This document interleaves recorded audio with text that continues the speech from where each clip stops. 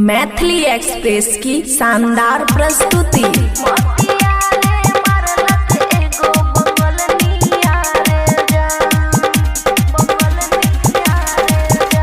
खुशी recording studio बलुआहा। सोइया कमाइले गेले पूरा बोन करिया रे जान।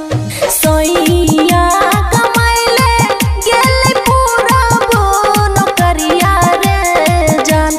रिजान मोतिया रे मारलक एगो बंगलनिया रे जान। रिजान मोतिया रे मारलक एगो बंगलनिया रे जान। कान में बाली होठ में लाल लेला कैसो तिनिये रे जान।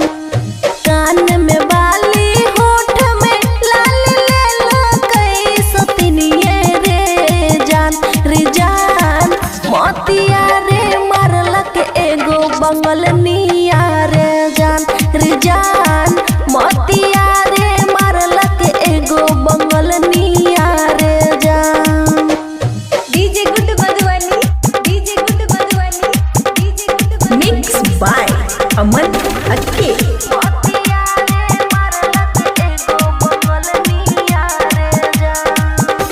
बंगलनिया रे जान। खुशी रिकॉर्डिंग स्टूडियो बलुआहा। घर की खाना छोड़ पिए बाहरे के पनिया रे जान। घर की खाना छोड़ पिए बाहरे के पनिया रे जान। रिजान मोतिया रे मारलक एगो बंगलनिया रे जान। रिजान मोतिया रे मारलक एगो बंगलनिया रे जान। डीजे गुड मधुबनी, डीजे गुड मधुबनी, डीजे गुड मधुबनी, डीजे गुड मधुबनी। मोतिया रे मारलक एगो बंगलनिया रे जान। बंगलनिया रे जान। खुशी रिकॉर्डिंग स्टूडियो बलुआहा। बबुआ राहुल जी के बिगड़ल रहनिया रे जान। बबुआ राहुल जी के बिगड़ल रहनिया रे जान। रिजान मोतिया रे मारलक एगो बंगलनिया रे जान। रिजान मोतिया रे मारलक एगो बंगलनिया रे जान। खुशी रिकॉर्डिंग स्टूडियो बलुआहा।